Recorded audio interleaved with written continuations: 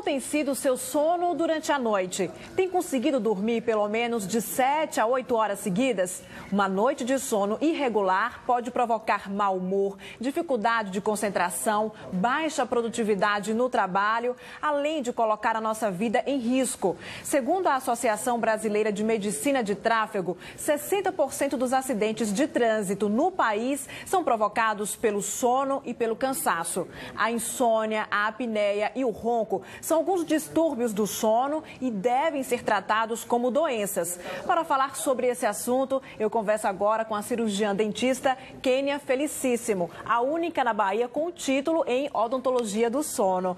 Doutora Kênia, seja muito bem-vinda. Obrigada. Muita gente em casa deve estar se perguntando o que a odontologia tem a ver com os distúrbios do sono. Poderia explicar para a gente essa relação? Então, é uma relação muito íntima.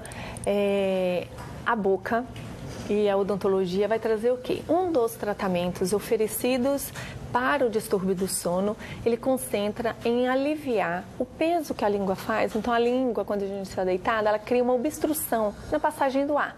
Porque a gente pensa no ar no nariz, mas ele faz uma voltinha e passa aqui atrás. Então, a língua, durante a noite, ela relaxa e causa um obstáculo, ou seja, impede essa respiração, que ela seja tranquila durante a noite. Então, por isso, a odontologia vem ajudando as especialidades, de uma forma geral, a trazer esse tratamento para as pessoas. A gente ainda vai falar aqui no programa sobre essa relação da odontologia com os distúrbios do sono, mas antes eu queria que você falasse sobre a importância de um sono com qualidade. Então, é fundamental.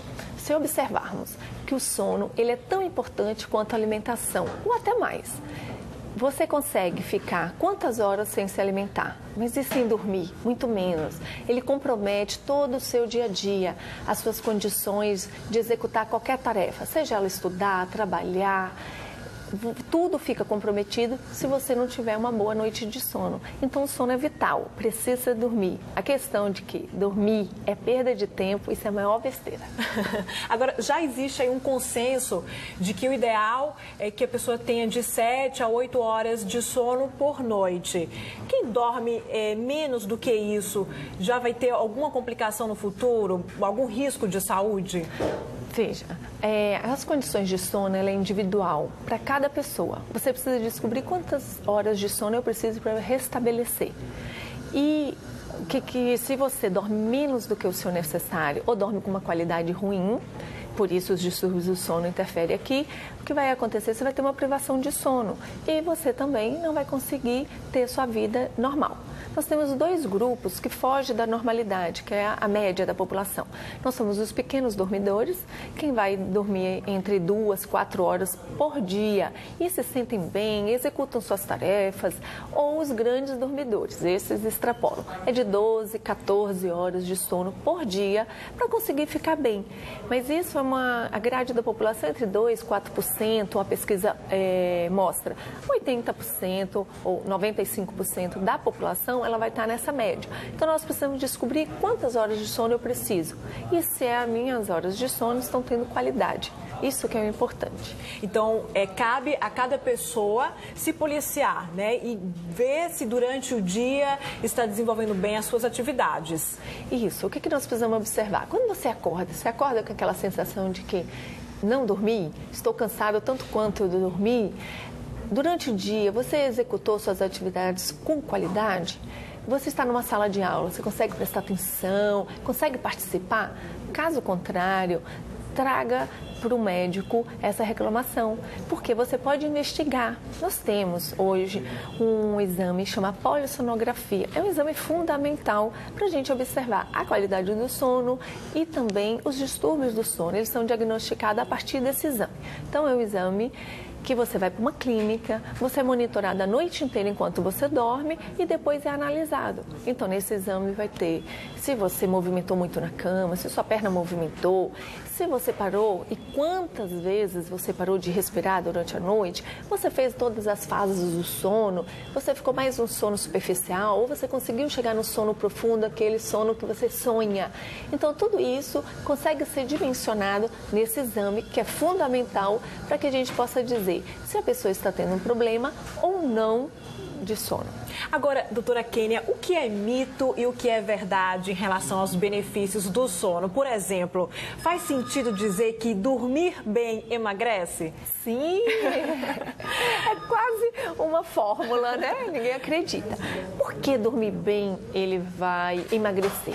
Porque quando nós estamos dormindo, o nosso corpo ele entra numa baixa de atividade, tá? O coração diminui as suas batidas e nós temos toda a parte fisiológica sendo trabalhada naquele momento. Isso é importante.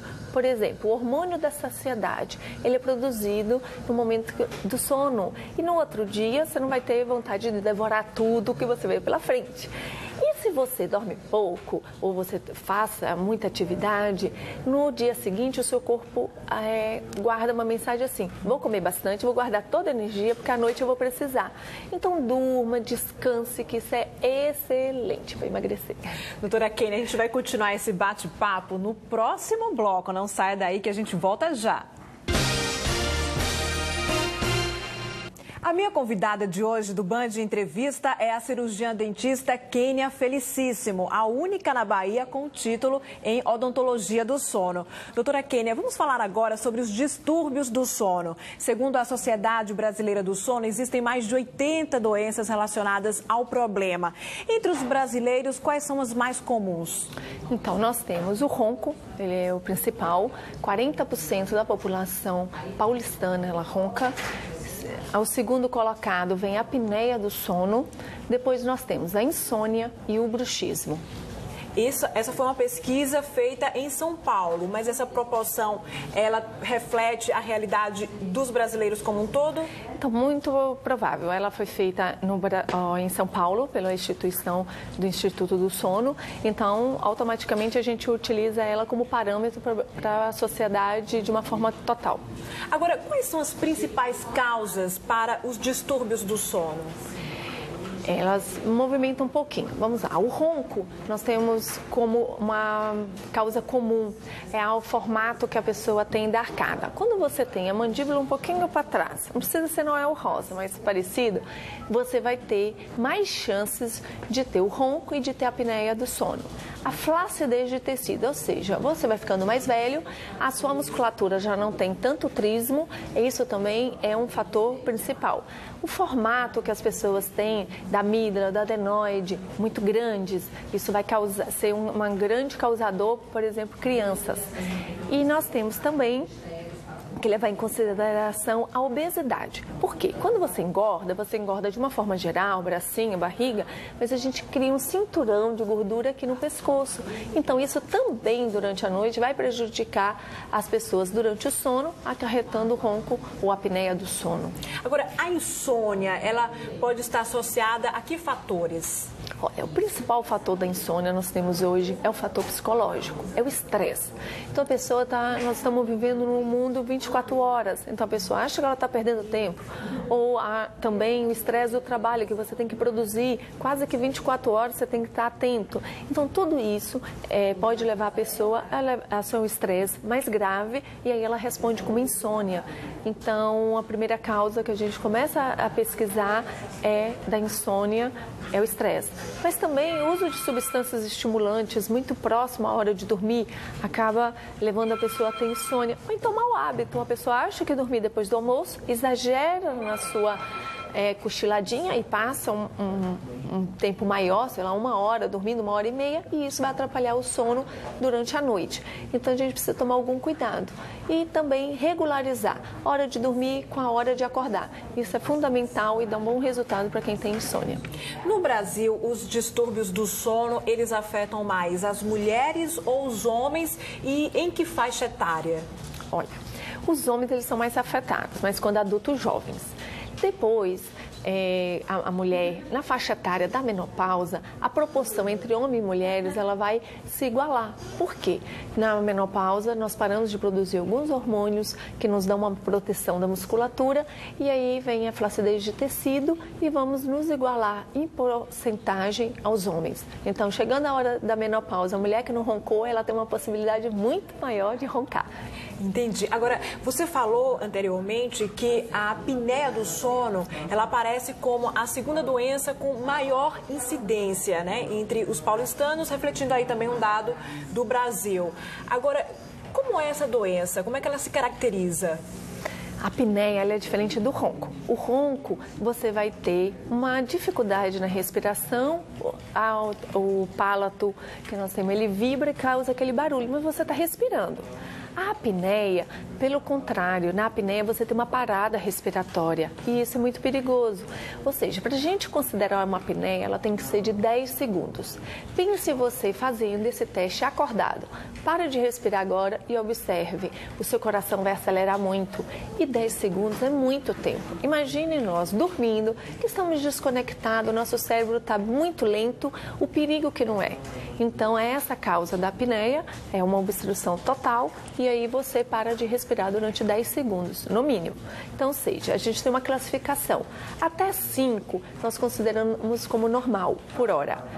Agora, acima de 5 você vai ver um quadro leve, que é entre 5 ou 15 apneias por hora. De 15 a 30 ela é considerada como moderada, acima de 30 grave. E acredite, tem pessoas que fazem mais de 30 apneias por hora, ou seja, a cada no mínimo 2 minutos, ela está parando de respirar, no mínimo por 10 segundos. Então, é muito grave. A gente precisa tomar cuidado e ficar alerta a essa doença. Ou seja, para se considerar uma apneia, tem que ter essas paradas respiratórias repetitivas durante o sono, durante a noite. Isso.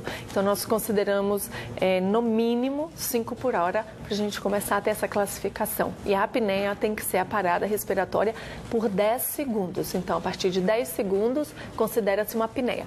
Menor do que isso, nosso corpo reage muito bem, então a gente não entra nessa classificação. Agora, uma apneia, quando ela não é tratada logo de imediato, a pessoa convive com essa doença por bastante tempo, ela pode causar outras complicações? Sim, nós consideramos a apneia como um tronco, mas ela vai trazer outras dificuldades ou outros problemas que você tem, como, por exemplo, problema cardíaco.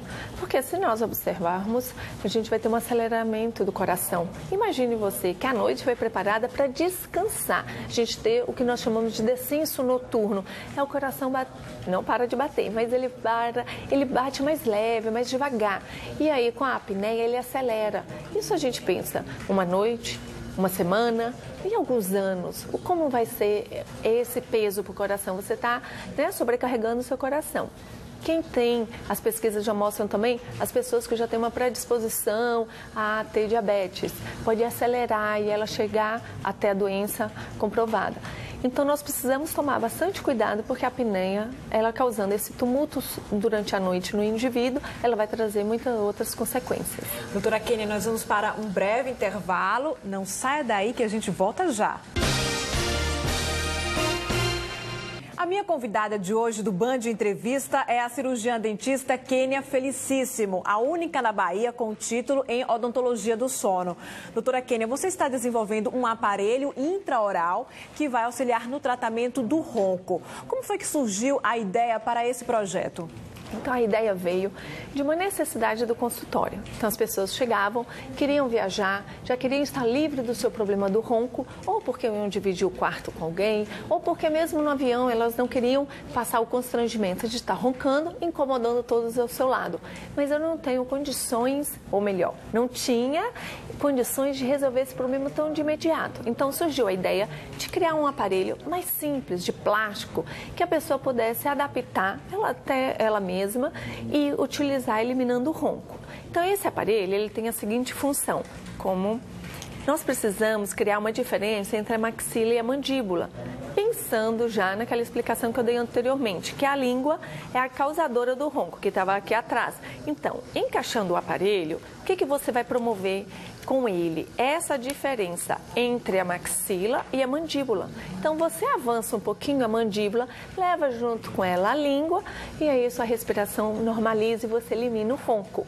Então, esse aparelho, ele está sendo confeccionado, pensado, projetado, desenvolvido com essa finalidade. E o projeto está em que fase? Ou seja, daqui a quanto tempo já vai estar disponível no mercado? Então, pela nossa vontade, a gente colocava logo. Mas seja, qual é o nosso nosso grande desafio e que nós estamos quase conseguindo vencer é que cada arcada é como uma digital. Então, nós temos a arcada, o formato, a posição do dente, cada um tem um. E eu preciso ter um material que esse aparelho vai poder ser encaixado e não machucar cada um no momento que for utilizado. Pensando que é um aparelho prático que ele vai poder utilizar no avião, então, e ele mesmo se adaptar sem a ajuda do dentista, dessa maneira tem que ser um material mais elaborado. Como nós não tínhamos ele já pronto no mercado, nós estamos trabalhando nesse polímero para que a gente consiga oferecer mais comodidade aos usuários. Então, a ideia é que o paciente ele manipule o próprio aparelho em qualquer ambiente que ele esteja. Isso. Hoje a gente precisa ter uma água morna. Ele utiliza da água morna para amolecer esse plástico e levando à boca ele se adapta à boca dele, à posição dos dentes dele e utiliza ele com conforto.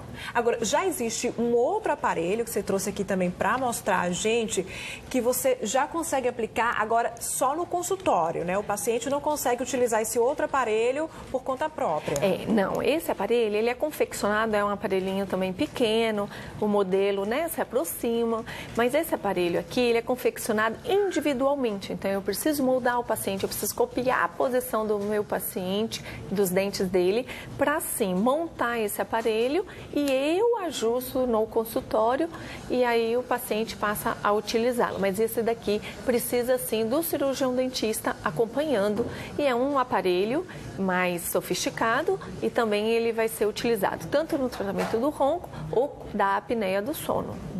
Agora, além do auxílio desses aparelhos, os que já existem e o que você está desenvolvendo, quais são os outros tratamentos mais comuns utilizados para quem tem os distúrbios do sono? Olha, nós temos um aparelho mecânico também, ele é elétrico, que chama o CPAP. Então, é uma máscara que a pessoa utiliza no nariz e boca, que também infla o ar e elimina essa obstrução causada pela língua e a pessoa respira durante a noite. Nós temos também os tratamentos cirúrgicos, tanto de garganta, que é diminuir o palato duro, úvula, e também a ortognática, quem tem uma descompensação muito grande entre as arcadas, tanto maxila e mandíbula, isso pode ser corrigido cirurgicamente. E nós temos os tratamentos que são comportamentais. Esses tratamentos comportamentais, eles são importantes. São o tratamento de como você dorme durante a noite, você virando de lado bem no início, ele também te ajuda bastante. Alimentação mais leve antes de dormir. Então, algum fármaco que você pode usar no nariz para melhorar. Então, você vai precisar fazer uma avaliação, o diagnóstico com um profissional te orientando qual o tratamento melhor para o seu caso. Então, mudanças de hábito também podem ajudar no tratamento de distúrbios do sono? Pode, bastante. Então, a gente tem batido sempre nessa tecla com os pacientes. Crie, chama-se higiene do sono, que é esse preparo que você tem na hora de dormir. Isso vai trazer grandes benefícios. Crie uma rotina de dormir, comece a preparar seu organismo, falar para o seu organismo que está na hora de dormir. Antigamente, o que acontecia? A gente não tinha tanta exposição à luz. Hoje nós temos. Então, em casa, procure meia hora antes do seu horário de dormir, criar esse ambiente. Então, luz, meia luz, né, para você não ficar tão estimulada. Cuidado com aparelhos como computador, eletrônico, telefone, que o pessoal vai para a cama, está dormindo em cima porque você emite muita luz para sua retina. Uso de substâncias que são estimulantes, o café, o chá preto, o cigarro, né? Você não deve fazer uso próximo à hora de dormir. E tudo isso vai influenciar você ter uma boa noite de sono. Doutora Kênia, nós vamos para um breve intervalo. Não saia daí que a gente volta já. A minha convidada de hoje do Band Entrevista é a cirurgiã dentista Kênia Felicíssimo, a única na Bahia com o título em odontologia do sono. Doutora Kênia, a Organização Mundial da Saúde, ela sempre faz um alerta sobre a combinação perigosa de sono com direção, trazendo aí riscos, né, de acidentes de trânsito. Agora, recentemente também você fez uma palestra para os trabalhadores do setor do transporte público, alertando sobre esse perigo. Esses profissionais, eles estão mais conscientes sobre a importância do tratamento para as doenças do sono ou é algo que eles ainda não dão a devida atenção? O que a gente tem percebido que tem aumentado a campanha, a gente tem conseguido chegar mais próximo deles, passar essa informação, mas ainda precisa muito. As pessoas não fazem esse link tão automático, uma noite ruim de sono com a direção, o perigo na direção. Então, ainda precisamos sim caprichar mais na campanha para que eles consigam absorver mais isso e compreender o quanto é importante dormir bem e poder dirigir melhor ainda. Doutora Kênia, já existem algumas pesquisas que revelam que de cada 10 motoristas de ônibus, pelo menos 7 têm alguma doença do sono. Por que essa relação, né, entre o trabalho desses profissionais com os distúrbios do sono? Acabam esses profissionais tendo uma vida muito sedentária, é uma vida um pouco desregulada, pegam o seu trabalho em turno, então eles acabam o quê? Ganhando peso, não praticando exercício. Como mudam muito de turno, eles fazem as mudanças, isso também vai interferir no sono e aí ser tão alto a quantidade desses trabalhadores acometidos pelo distúrbio do sono. Você falou aí sobre a mudança de turno, né? E sempre é comum, acontece em empresas, né, de mudarem o horário de trabalho dos seus funcionários. Quando isso afeta, sobretudo, a hora do sono, o que essas pessoas elas podem fazer? Né? Que hábitos elas podem criar para voltar a ter um sono regular? Tudo que é hábito, ele é mais difícil para você conciliar, ou remover, ou você colocar um novo hábito no seu dia a dia. Mas é importante que a pessoa tome consciência. Por exemplo, se você mudou e trabalhou muito tempo em um certo horário e vai precisar fazer essa alteração, comece aos poucos. Ou seja, se você dormia mais tarde, agora você tem disponibilidade para dormir um pouco mais cedo, comece puxando esse horário seu, adiantando o seu horário 20 minutos a um período de 15, 20 dias, para que seu corpo acomode, se habitue e aí você acrescenta mais um pouco o período. Se você tentar fazer essa mudança brusca, até hoje eu dormi às 11 da noite, a partir de hoje eu preciso dormir às 7. O organismo não está acostumado, de uma única vez ele não vai conseguir. Então o que você faz? Mude seu hábito aos poucos. E a questão para melhorar a qualidade do sono, quem tem interferência de horário é criar uma rotina. Quem trabalha à noite, turno noturno, e tem o outro dia para descansar, tem que respeitar. Ele precisa criar o ritmo dele de dormir durante o dia. Então, por exemplo, na sua casa, você que é o trabalhador e vai precisar descansar durante o dia, convoque a família para participar disso com você. Ou seja, faça menos barulho, a hora que a pessoa está dormindo, não ligue televisão alta, para fazer o quê? Dar o maior conforto para essa pessoa, transferir como se fosse uma noite o seu dia. Acomode seu quarto, escureça, para que você possa ter um sono mais reparador. Excelente. Agora, doutora Kênia, você já falou aqui também sobre a importância de mudança de alimentação também, que ajuda na qualidade do sono. Agora, muita gente deve estar se perguntando se a questão da prática de atividade física à noite ajuda ou atrapalha na qualidade do sono. Então, por muito tempo a orientação foi não pratique o esporte muito próximo à hora de dormir. Por quê? Você vai para uma aula mais agitada, seja uma aeróbica, você joga muito hormônio na sua corrente sanguínea, você acelera, você fica desperto. E aí, para você pegar no sono, é mais difícil. Então, se você só tem seu único momento para atividade física, e ela é importante para um monte de outras coisas do nosso organismo, faça, mas tende no final do seu treino colocar um pouco de atividade relaxante, né? Uma yoga. Então você vai conseguir desacelerar os seus hormônios e aí ter uma qualidade do sono melhor. Ou seja, o importante é sempre cada pessoa ficar atenta ao seu funcionamento, né? E sempre atenta também à sua produtividade, se a pessoa está rendendo durante o dia. Isso, a individualidade ela deve ser levada em consideração. O que é muito bom para mim, de repente para o outro não vai trazer tanto benefício. Então comece a acomodar o seu dia de acordo com a sua experiência. Faça isso, mude seu hábito pelo menos durante durante 15 dias e reavalie. E assim sucessivamente até você achar o que vai trazer mais condições e melhor rendimento para você. Doutora Kênia, muito obrigada pelas suas explicações. Com certeza ajudou muita gente em casa. Obrigada. Eu que agradeço a oportunidade e faço um alerta. Distúrbio do sono é um perigo. Cuide, fique atento, chame a atenção da família e observe tudo isso que pode trazer bastante consequências. Muito bem, obrigada. E você já sabe, temos um novo encontro no próximo domingo. Até lá!